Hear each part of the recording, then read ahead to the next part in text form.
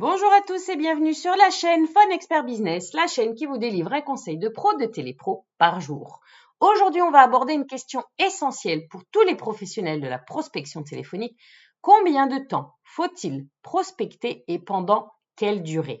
Qu'on soit vendeur, conseiller ou qu'on travaille dans un service client, on doit organiser le temps de la prospection et c'est crucial pour maximiser justement notre efficacité et les résultats. Donc, dans cette vidéo, je vais vous partager des pratiques, des conseils pour déterminer la durée et la fréquence de vos sessions de prospection pour justement optimiser votre productivité et atteindre vos objectifs. Alors, combien faut-il de temps pour prospecter et pendant combien de temps? Déjà, premièrement, il faut définir des sessions de prospection régulières.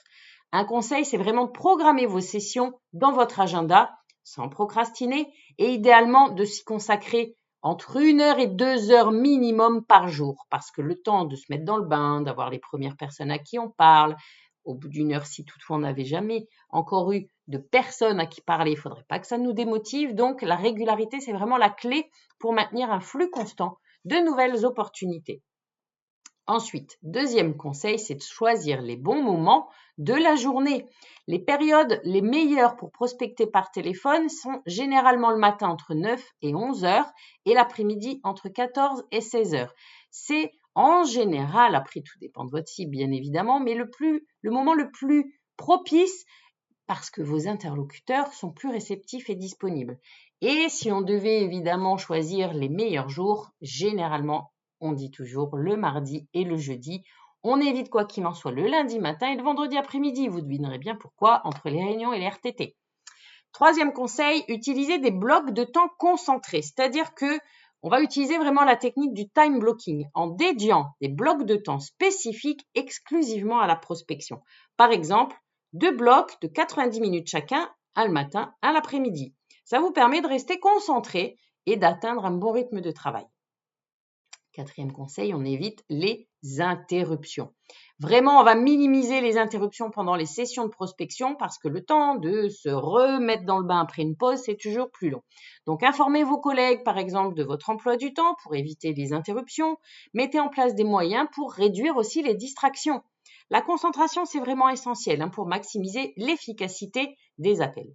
Cinquième conseil, mesurez et ajustez votre temps de prospection, c'est-à-dire vous allez suivre vos performances, ajuster la durée et la fréquence de vos sessions en fonction des résultats obtenus. Analysez combien de temps vous passez sur chaque appel, parce que ça ne doit pas durer une demi-heure, et le nombre de contacts que vous avez réussi à joindre, et bien sûr le taux de conversion pour affiner ensuite votre stratégie. Sixième conseil, bien évidemment, on prend quand même des pauses régulières, pas pendant la session de prospection, juste avant et juste après. Ça, c'est pour maintenir vraiment son énergie et sa concentration. Et donc, par exemple, après chaque session de 90 minutes, on fait une pause de 10 à 15 minutes pour se détendre, pour se ressourcer. Septième conseil, fixez-vous des objectifs quotidiens et hebdomadaires. Au-delà des objectifs que vous pourriez avoir de votre direction, fixez-vous aussi vos propres objectifs. Établissez des objectifs clairs pour vos sessions de prospection, tels que le nombre d'appels à passer, le nombre de personnes à qui vous voulez parler, chaque jour ou chaque semaine. Et petit à petit, vous suivez votre progression pour pouvoir évoluer et surtout relever vos défis, vos propres challenges. Donc, des objectifs précis, ça vous aidera à rester motivé et orienté vers les résultats.